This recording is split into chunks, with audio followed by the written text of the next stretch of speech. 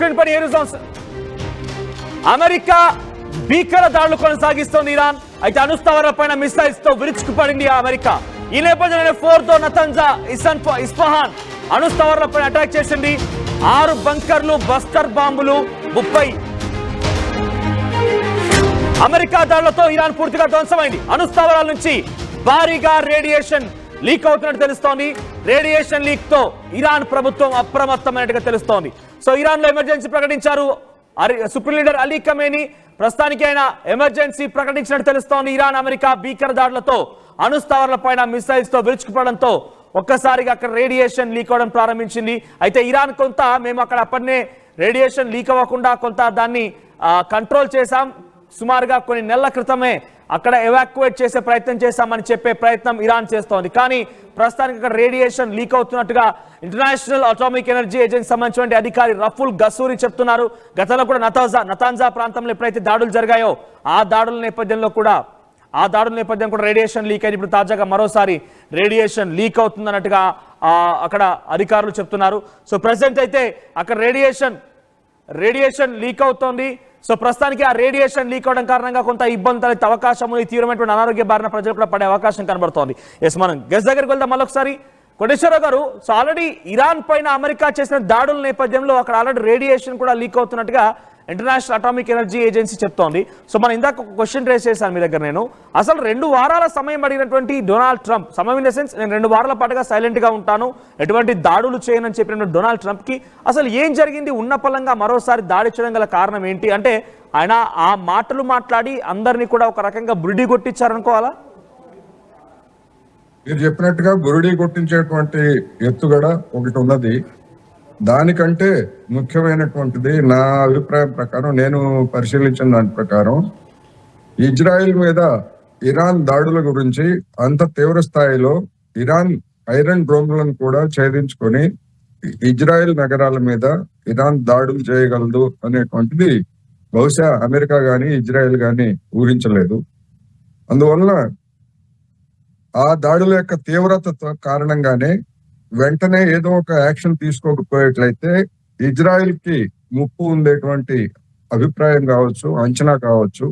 అందుకనే G7 దేశాల నుంచి నాకు ఇంతకంటే ముఖ్యమైన పని ఉందని చెప్పేసి అర్ధంతరంగా ట్రంప్ వెనుదిరిగి వచ్చినటువంటి సంగతి తెలిసిందే. అప్పుడే డెఫినెట్ గా ఇజ్రాయెల్ రక్షణ కోసం అమెరికా రంగంలోకి దిగబోతున్నది అనేటువంటి అనుమానాలు వచ్చాయి.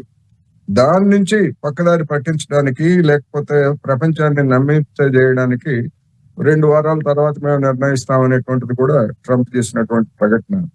అది పక్కదారి పట్టించేటప్పటికైతే ఇరాన్ చేస్తున్నటువంటి దాడుల తీవ్రతను అమెరికా పసిగట్టలేకపోయింది. అందుకనే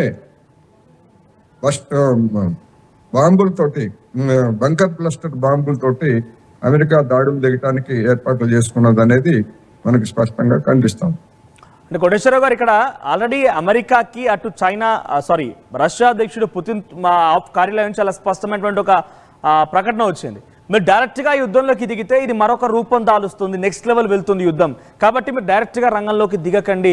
నేను అవసరమైతే నాకు అటు నేతన్యాహుతో సత్సంబంధాలు ఉన్నాయి, ఇటు ఇరాన్తో కూడా మంచి రిలేషన్షిప్లో ఉన్నాను, సో నేను మధ్యవర్తిత్వం వహించి శాంతి నెలకొల్పుతానటువంటి మాటలు మాట్లాడుకొచ్చారు. కానీ ఎందుకు అమెరికా ఒప్పుకోవడం లేదు? అమెరికాకు ఉన్నటువంటి ఇబ్బంది ఏంటి? కేవలం అరబ్ దేశాలు, ఇస్లామిక్ దేశాలు, ఆఫ్రికన్ దేశాలు, ఎవరైతే 21 దేశాలు ఉన్నాయో వాటిపైన పట్టు సాధించడం కోసమే అమెరికా అధ్యక్షుడు డొనాల్డ్ ట్రంప్ తహతహలాడుతున్నారు అనుకోవాలా? అంటే శాంతి నెలకొల్పకపోగా ఆయన దీనిలో డైరెక్ట్ గా యుద్ధంలోకి దిగిపోవడం కొంత ఆసక్తి రేపుతోంది. అమెరికాకి కానీ డొనాల్డ్ ట్రంప్ కానీ శాంతి గురించి దాని మీద ఎలాంటి నమ్మకం లేవు అనేటువంటిది మనకి స్పష్టం.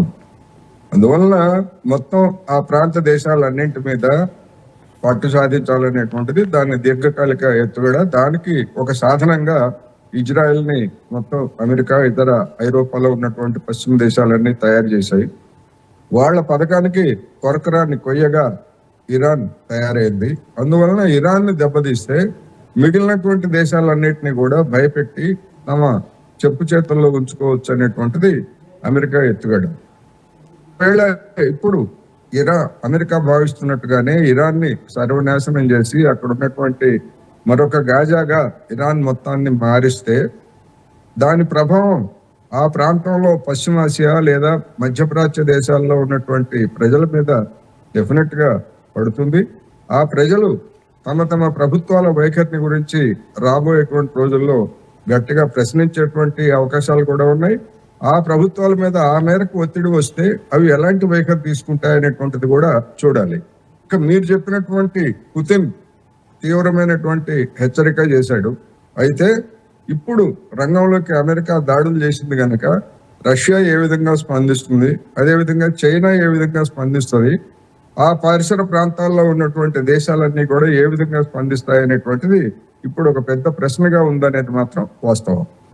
రైట్. అంటే అమెరికా అధ్యక్షుడు డొనాల్డ్ ట్రంప్ ఇంకొక మాట కూడా మాట్లాడారు. ఈరోజు వైట్ హౌస్ నుంచి ఆయన ఈ దాడి తర్వాత లేటెస్ట్ గా మేము ఆర్టీవీలో కూడా ఆ వీడియోస్ ప్లే చేయడం జరిగింది, మీరు చూసి ఉంటారు బహుశా. సో ఆయన ఏం చెప్తున్నారంటే God bless middle eastern countries అంటున్నారు. అంటే అర్థం ఎలా చూడాలి? ఆయన వ్యాఖ్యల్ని కేవలం ఆ మిడిల్ ఈస్టర్న్ కంట్రీస్ ని దేవుడే రక్షించాలనే రకంగా ఉన్నాయా, లేకపోతే వారి ఆశీర్వాదాలు ఉంటాయనే రకంగా ఉన్నాయా? అంటే దేవుడు రక్షించాలి అనేటువంటి మాట ఉద్దేశంతో మాట్లాడారా, లేకపోతే ఆశీర్వదించాలని మాట్లాడారా?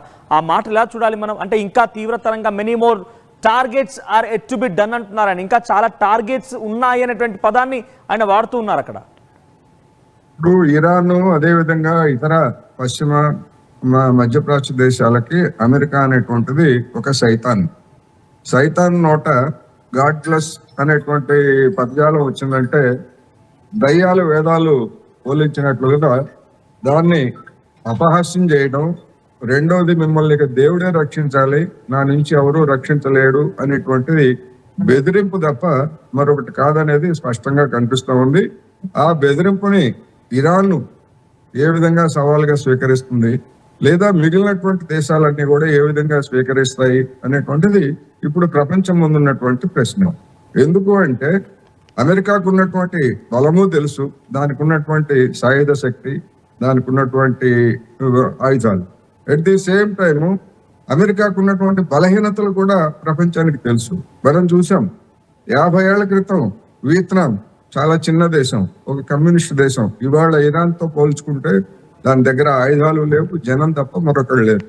అటువంటి వియత్నాము అమెరికన్లని, బలమైనటువంటి అమెరికన్లని వాళ్ళ దేశం నుంచి తరిమి కొడితే విమానాలు, హెలికాప్టర్లు వేసుకొని బ్రతుకు జీవుడా అంటూ కట్టుబట్టలతో పారిపోయినటువంటి వాళ్ళు అమెరికాను.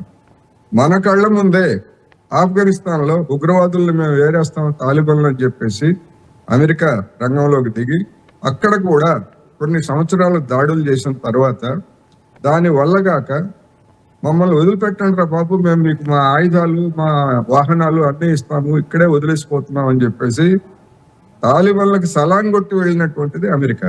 అందువల్ల దానికి ఉన్నటువంటి బలము తెలుసు, బలహీనతలు తెలుసు. దాడులు చేయటం వేరు, ప్రత్యక్షంగా ఇరాన్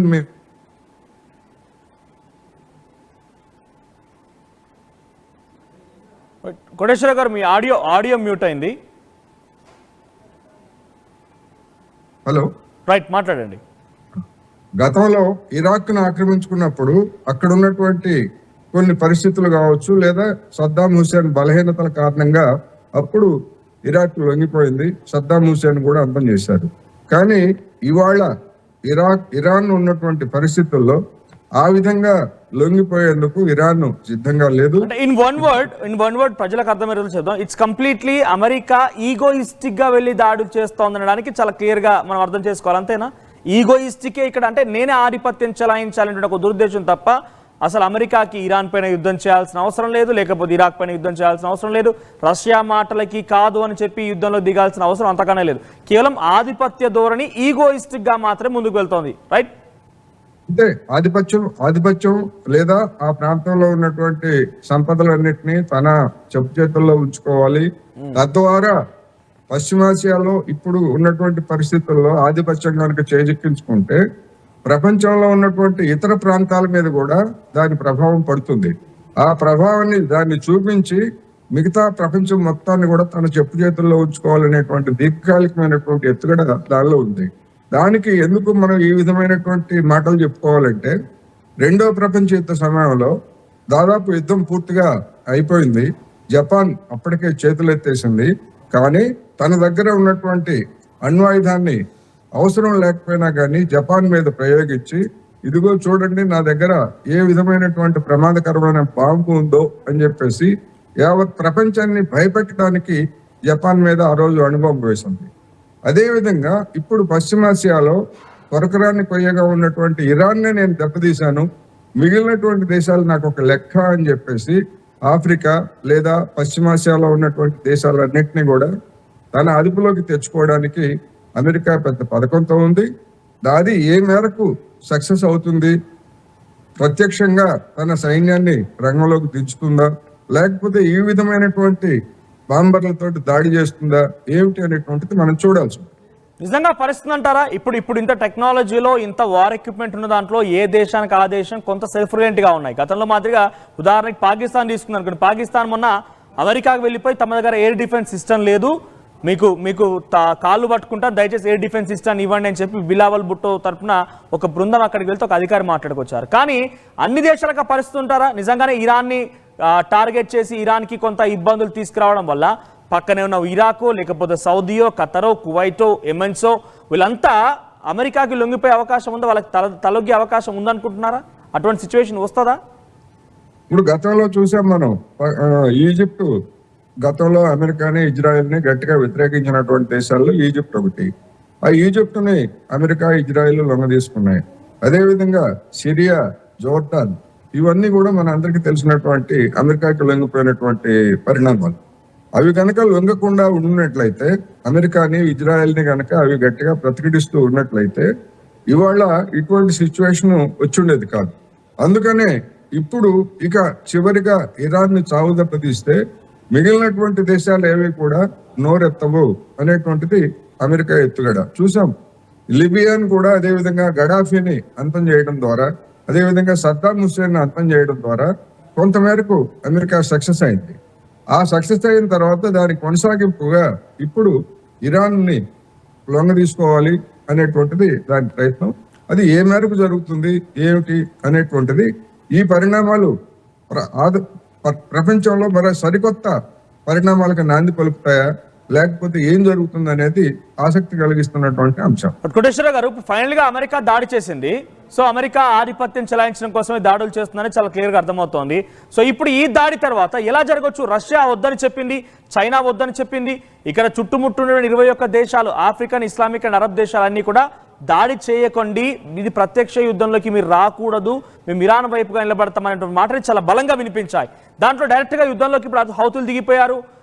గాజా మళ్ళీ సిద్ధమవుతోంది. ఏదో ఒక రకంగా తమకున్నటువంటి శక్తి సామర్థ్యాలకు సరిపోకపోయినా కూడా యుద్ధం చేయడానికి వాళ్ళు సిద్ధమవుతున్నారు. సో ఈ నేపథ్యంలో అమెరికా దాడిని ఈ దేశాలన్నీ ఎలా తీసుకునే అవకాశం ఉంది? ఏ మాత్రమైనా మూడో ప్రపంచ యుద్ధానికి సంకేతాలుగా కనబడుతున్నాయా? నిజంగా అటువంటి పరిస్థితి ఉందంటారా? ఇప్పుడు ఇరాన్ మద్దతుతో ఉన్నటువంటి హౌతీలు రంగంలోకి దిగొచ్చు. అదేవిధంగా లెబనాన్ లో ఉన్నటువంటి హిజ్బుల్లా బాగా దెబ్బతిన్నది. మిగిలినటువంటి వాళ్ళు కూడా ఏమైనా కోలుకొని ఒకవైపు నుంచి మరోవైపు నుంచి ఇజ్రాయెల్ మీద దాడులు చేస్తే పరిస్థితి ఏమిటి అనేటువంటిది ఒక సమస్య. ఈ పరిస్థితుల్లో మిగిలినటువంటి దేశాలు ఏవి కూడా ప్రత్యక్షంగా ఇరాన్ వైపు చేరి దాడుల్లో పాల్గొనేటువంటి అవకాశాలు అయితే లేవు. అయితే రష్యా కావచ్చు, చైనా కావచ్చు, లేదా మిగతా అనేక దేశాలు ఇరాన్కి పరోక్షంగా ఆయుధాలని లేదా ఇతరత్ర సహాయాన్ని చేసేటువంటి అవకాశాలు అయితే ఉన్నాయనేది నా అభిప్రాయం. కోటేశ్వర గారు, ఇప్పుడు ఏం జరగవచ్చు అంటే డైరెక్ట్ గా రష్యా ఇప్పుడు ఆల్రెడీ హెచ్చరించింది కాబట్టి బహిరంగంగా వాళ్ళు కూడా అమెరికాకి వ్యతిరేకంగా సిద్ధమవుతారా? నిజంగా ఇరాన్కి మద్దతుగా నిలబడి అమెరికా ఏదైనా చేయొచ్చు అంటారా? ఎందుకంటే ఆల్రెడీ ఇరాన్ కొంత సిద్ధమవుతున్నట్టుగా తెలుస్తోంది. ఏదో ఒక రకంగా అమెరికాని ఇబ్బంది పెట్టాలి. అక్కడ ఆ ప్రాంతాల్లో సుమారుగా 18 ఎయిర్ బేసెస్ ఉన్నాయి అమెరికాకు సంబంధించినవి. సో వాటిని ఇక్కడ ఏమంటారంటే అమెరికా ఇంట్రెస్ట్ని, అమెరికాకు సంబంధించిన ఇంట్రెస్ట్ని, మిడిల్ ఈస్టర్న్ కంట్రీస్ ఇంట్రెస్ట్ని మొత్తాన్ని కూడా పనిష్ చేస్తామనేటువంటి మాటను ఇరాన్ మాట్లాడుతోంది. సో దాంట్లో రష్యా కూడా భాగస్వామ్యం అవుతుందా? రష్యా కూడా భాగస్వామ్యం అయిపోయి ఈ ఎయిర్ బేసెస్ని, అమెరికా ఎయిర్ బేసెస్ని కొంత కుప్పకూల్చొచ్చు అంటారా? ప్రత్యక్షంగా రష్యా కానీ లేదా చైనా కానీ పాల్గొంటాయని నేనైతే అనుకోవట్లేదు. వాళ్ళకున్నటువంటి మిలిటరీ ఉపగ్రహ వ్యవస్థల ద్వారా అవసరమైనటువంటి సమాచారాన్ని ఇరాన్కి అందజేయడానికి మాత్రం డెఫినెట్ గా అవకాశాలు ఉంటాయి. అలాంటి పరిస్థితిని మనం ఊహించవచ్చు. ఎందుకు అంటే అమెరికా లేదా ఇజ్రాయెల్ చేసేటువంటి దాడులు లేదా వాటి యొక్క యుద్ధ ప్లాన్ల గురించి గూఢచార సమాచారాన్ని ఇరాన్కి అందించి ఆ మేరకు అవి తోడ్పడతాయి తప్ప ప్రత్యక్షంగా అవి జోక్యం చేసుకునేటువంటి అవకాశాలు అయితే లేవు. అయితే ఇక్కడ మనం గమనించాల్సింది ఏంటంటే ఇప్పుడు ఇజ్రాయెల్ ఇదే విధంగా మరికొద్ది రోజులు ఇరాన్ మీద కనుక దాడులు చేస్తే ఇజ్రాయెల్ ఆర్థిక వ్యవస్థ కుప్పకూలిపోతుంది. దాని ఆర్థిక పరిస్థితి కూడా రోజు రోజుకి దిగజారుతా ఉంది. ఇప్పటికే గాజా మీద జరుపుతున్నటువంటి దాడులతో కోటేశ్వర గారు మీరు అంటున్నట్టుగా నిజంగానే ఇజ్రాయెల్ లాంటి ఒక చిన్న దేశం ఇరాన్ పైన పోరాడుతోంది. మీరు అంటున్నట్టుగా ఇంకొన్ని రోజులు కనుక పోరాడితే ఆర్థికంగా నష్టపోతున్న మాట వినిపిస్తోంది. సరే, ఆర్థికంగా నష్టపోయినా కూడా అమెరికా చేదోడు వాదోడుగా ఉంటే ఉండొచ్చేమో బహుశా. ఎందుకంటే డొనాల్డ్ ట్రంప్ చాలా క్లియర్ గా నేతన్యాహుతో మాకు మంచి రిలేషన్షిప్ ఉందంటున్నారు. ఎఫ్డిఐలో నేను ఈ విషయం పైన అసలు ఇజ్రాయెల్ పైన ఎందుకు అమెరికా ఇంట్రెస్ట్ చూపిస్తున్నప్పుడు ఎఫ్డిఐ ఫారెన్ డైరెక్ట్ ఇన్వెస్ట్మెంట్ లో దాదాపుగా 60% మొత్తం కూడా అమెరికా ఇన్వెస్ట్మెంట్సే ఉన్నాయి. సో డెఫినెట్గా కొంత చేదోడు బాదుడుగా ఉంటే ఉండొచ్చేమో. మన ఆర్థిక విషయాలు పక్కన పెడితే ఇరాన్ కనుక రష్యా, చైనా లాంటి దేశాలు ప్రత్యక్ష యుద్ధంలోకి దిగవు, అటువంటి అవకాశం ఉండదనేటువంటి మాటలు మాట్లాడుతున్న నేపథ్యంలో ఇండివిజువల్గా ఇరాన్ అమెరికా, ఇజ్రాయెల్కి వ్యతిరేకంగా పోరాడి నిలబడగలుగుతున్న అంతటి సామర్థ్యం ఉందా? పోనీ 21 దేశాలు ఇతర దేశాలు ఏవైనా కూడా సహకరించే అవకాశం ఉంటాయా? నిలబడుతుందా అంటే నిలబడటం కష్టం. ఎందుకంటే అమెరికా సైనిక శక్తి తోటి దానికి ఉన్నటువంటి బలం కష్టం. అయితే అమెరికా అంత దూరం నుంచి లేదా ఆ పశ్చిమాసియా లేదా మధ్యధరా సముద్ర తీర ప్రాంతాల నుంచి తన దళాలని దాదాపు అక్కడ 40,000 మంది మాత్రమే అమెరికన్ సైనికులు ఉన్నారు.